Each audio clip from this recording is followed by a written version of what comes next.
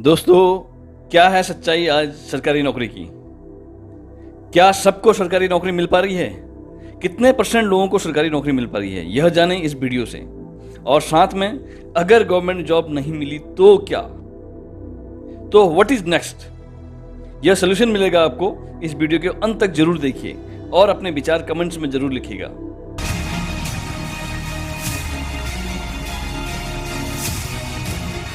धूप में खड़े अपनी बारी का इंतजार करते देश के इन युवकों को देखिए। ये इंतजार कर रहे हैं कि कब इनके सीने की नाप हो और महाराष्ट्र पुलिस में बतौर कांस्टेबल उनकी भर्ती हो जाए। नौकरी के लिए लंबी कतारें देश में आम बात है, लेकिन आप ये जानकर चौंक जाएंगे कि इन कांस्टेबल पद के लिए खड़े युवकों में से कई कंप्यूटर इंजीनियर हैं, तो कई बीएड, तो कई डिप्लोमाधारी हैं। जी हाँ, चौंकिए मत, आपको इनमें से कई ऐसे युवक भी मिल जाएंगे जिन्होंने एमबीए किया है। आपको बता दें कि महाराष्ट्र पुलिस में कांस्टेबल पद के लिए भर्तियों की संख्या है 1137। इसके लिए शैक्षिक योग्यता है 12वीं पास और इसके लिए आवेदन मिले हैं 2 लाख से ज्यादा। इनसे मिलिए, ये हैं 27 साल के वसीम शेख। कंप्यूटर साइंस में इन्होंने एमएससी किया है। जॉब नहीं मिल रही तो कांस्टेबल में भर्ती हो जाना भी मंजूर है। मेरा एमएससी कंप्यूटर साइंस से वाला है, कंप्यूटर साइंस से, और मैं पुलिस के इसलिए रिलेटेड आया क्योंकि मुझे गवर्नमेंट जॉब करना है। मगर मैं एमएससी कंप्यूटर होके भी मेरे रिलेटेड कोई फील्ड के लिए जॉब गवर्नमेंट अप्रोच नहीं करती है, इसलिए मैंने पुलिस भर्ती का फॉर्म भरा है। 27 साल के सचिन ठाकरे की कहानी भी कुछ अलग नहीं है। 2015 में बीएड हुआ, लेकिन इन्हें टीचर की नौकरी नवाजने से इनकार कर दिया गया। डूबते को तिनके का सहारा दिखा और सचिन चल पड़े कांस्टेबल पद पर तैनाती की इच्छा के साथ मुंबई, जहां पहले से ही भीड़ खड़ी है। तो मैं 2015 में पास आउट हुआ हूँ। मेरा बीएड हुआ है मराठी मीडियम में, और मैं पुलिस में इसलिए आया हूँ कि कुछ ना कुछ चाहिए, मतलब क्लास 3 या क्लास 4 कोई भी टाइप की नौकरी इस स्थिति में चाहिए। इन हायर एजुकेशन लेने वालों को क्या खाकी वर्दी इतनी जचती है कि लाखों की लागत से एमबीए की पढ़ाई करने के बावजूद ये कांस्टेबल बनना चाहते हैं?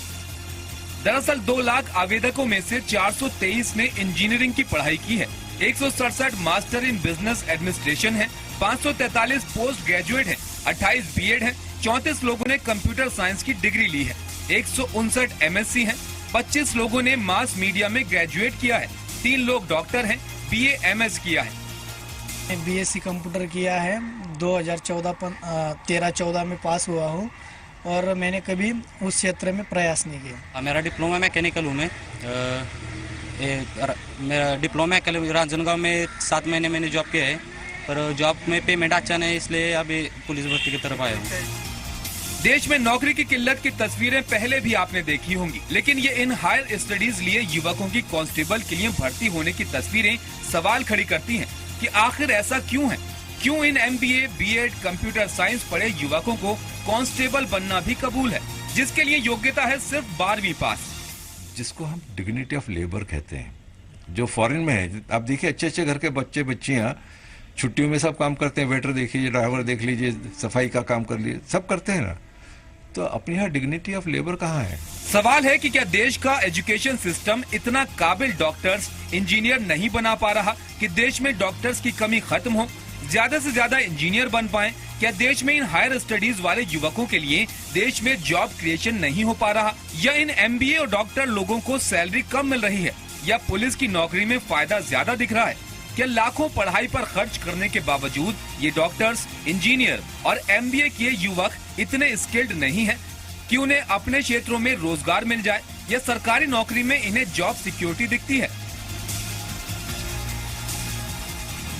सचिन गौड़, जी मीडिया, मुंबई।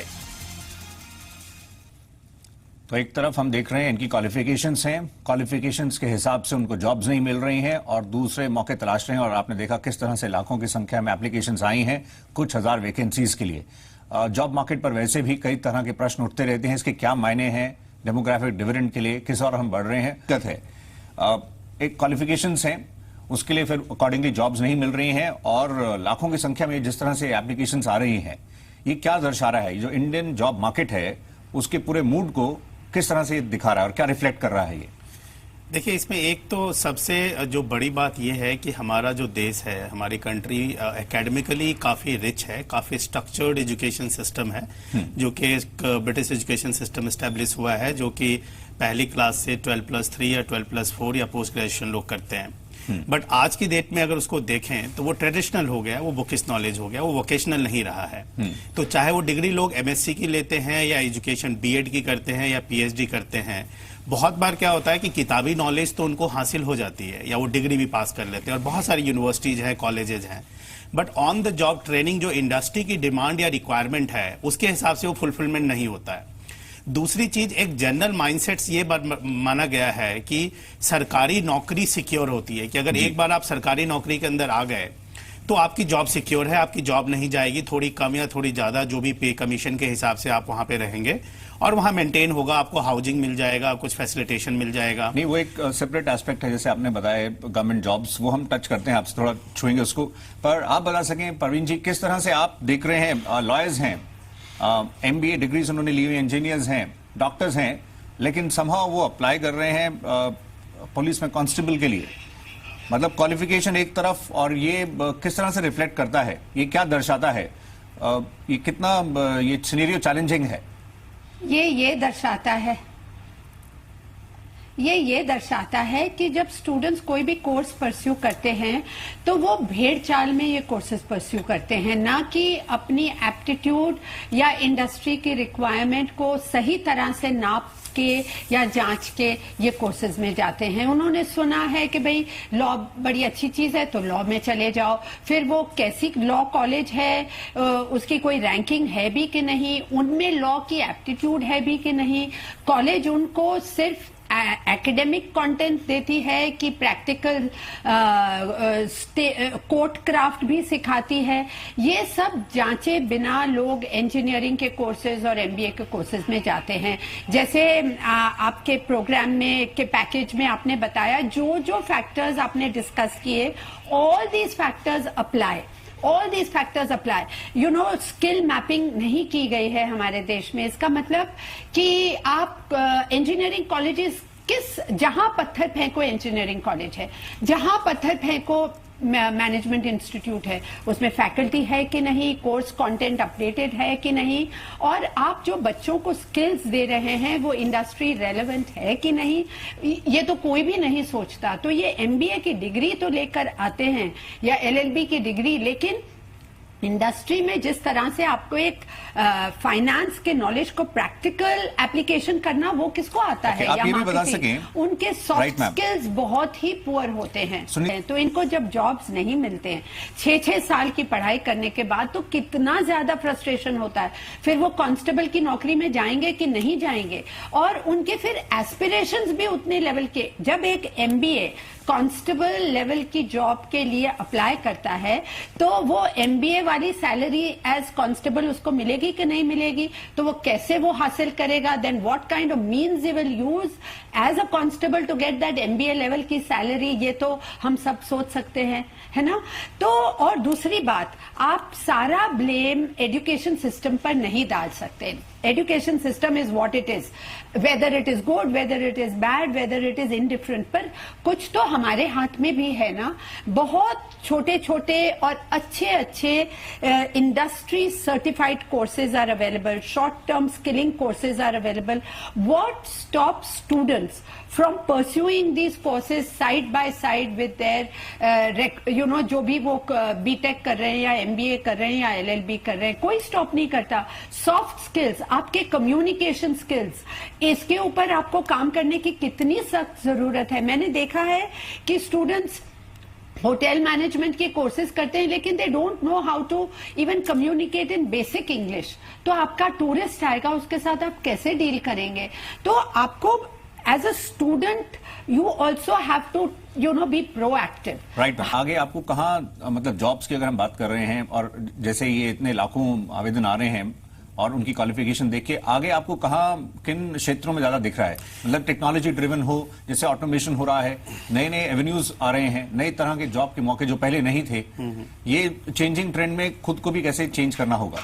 देखिए, आज की डेट में अगर हम देखें तो मुझे लग रहा है कि हर इंडस्ट्री में मौके अवेलेबल होते जा रहे हैं, जो कि हम robotic process automation, artificial intelligence, big data की बात करते हैं। ये बड़ी चीजें हैं जो कि हम आगे आगे इंडस्ट्री को ग्रूम करेगी और हम सबके लिए बहुत सारी अपॉर्चुनिटी क्रिएट होगी। बट अगर हम प्रोफेशनल लेवल पे देखें आज की डेट में और इंडस्ट्री वाइज इंडस्ट्री देखें तो एक बैंकिंग एंड फाइनेंशियल सर्विसेज एक ऐसा सेक्टर है जहां रिटेल बैंक है, इन्वेस्टमेंट बैंक है, माइक्रो फाइनेंस है जो नया सेक्टर आया है, नॉन बैंकिंग फाइनेंशियल इंस्टीट्यूशन से बहुत ग्रो कर रहा है। अगर आप रिटेल सेक्टर देखें हैं तो रिटेल सेक्टर में ई कॉमर्स है, मॉडर्न ट्रेड है, जीटीएम बोलते हैं, गो टू मार्केट स्ट्रेटजी है, जिसके पीछे लॉजिस्टिक सप्लाई चेन होता है, सेल्स होता है, मार्केटिंग होता है, हर फंक्शन ग्रो कर रहा है। तो आपको हाथ पे हाथ धर के नहीं बैठना है कि जब तक मुझे एक्स कमेंसुरेट सैलरी मिलेगी तभी मैं जाऊंगा, तब तक तो फिर आप वेट करते ही रहें। जो जहां आपको अपॉर्चुनिटी मिलती है आप वहां जाएं, आप वो जॉब करें। और अब तो concept of career for life is gone. तो आपको हर बार आपकी आंखें और ब्रेन खुला रखना है कि नई नई नई नई अपॉर्चुनिटीज क्या आएंगी और उनके बारे में पता करें और उनके तरफ आप मूव करते जाएं। जी, हम इनफैक्ट हम देख रहे हैं जॉब्स को लेकर चैलेंज है और जैसे बोला जा रहा है कि आप जॉब सीकर्स की जगह जॉब क्रिएटर्स हों और उसमें कई तरह की योजनाएं भी आई, लेकिन कितनी वो ग्राउंड पर नीचे उतर पाए उस पर भी सवाल रहे। आप इसको कैसे देखते हैं, ये जो एंटरप्रेन्योरियल पूरा इकोसिस्टम की बात हो रही है और छोटे उद्योगों के माध्यम से रोजगार के नए मौके? देखिए, क्या है कि आज के डेट में अगर आप देखें तो बहुत सारे इंस्टीट्यूशन एंटरप्रेन्योरशिप प्रोग्राम भी प्रोवाइड करने लग गए जहां पे वो ये सिखाते हैं how to do the business. मेरा एमएससी कंप्यूटर साइंस से वाला है, कंप्यूटर साइंस से, और मैं पुलिस के इसलिए रिलेट आया क्योंकि मुझे गवर्नमेंट जॉब करना है। मगर मैं एमएससी कंप्यूटर हो के भी मेरे रिलेटेड कोई फील्ड के लिए जॉब गवर्नमेंट अप्रोच नहीं करती है, इसलिए मैंने पुलिस भर्ती का फॉर्म भरा है। और पुलिस भर्ती के फॉर्म में भी इतने कंपटीशन है, यहाँ पे इतने सारे बच्चे, उनके मैक्सिमम पीजी वाले, एमएससी कंप्यूटर वाले, इनके लिए कोई जॉब अवेलेबल नहीं है।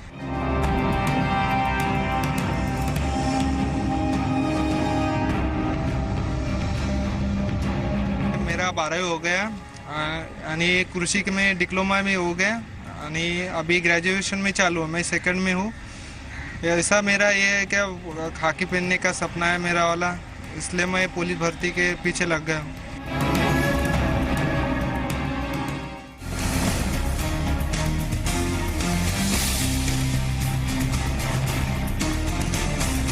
क्या अब भी आप सरकारी नौकरी की तरफ आंखें गाड़ के बैठे हैं?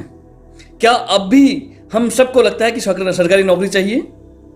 क्यों, आखिरकार क्यों हम सरकारी नौकरी की तरफ भेड़ चाल से आगे क्यों बढ़े जा रहे हैं? क्या हमको अपनी योग्यता पर भरोसा नहीं है?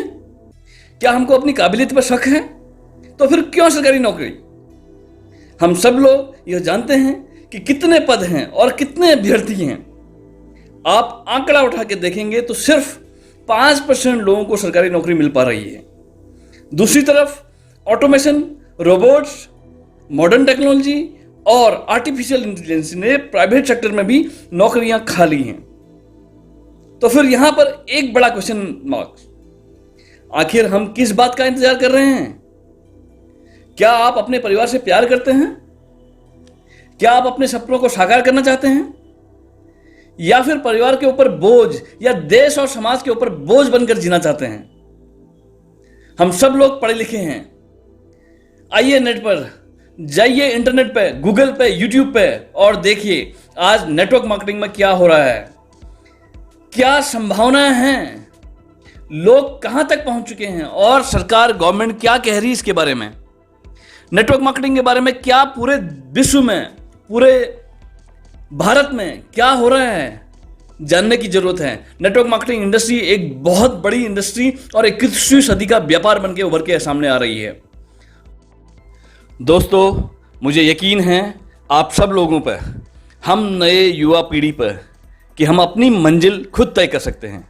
मुझे यकीन है कि हम सब लोग खुद और अपने परिवार को एक बेहतरीन जिंदगी देंगे और इस उभरती हुई नई नेटवर्क मार्केटिंग इंडस्ट्री को पहचानेंगे, जानेंगे और कामयाब होंगे तथा साथ में अपने आने वाली पीढ़ी को सुरक्षित कर पाएंगे।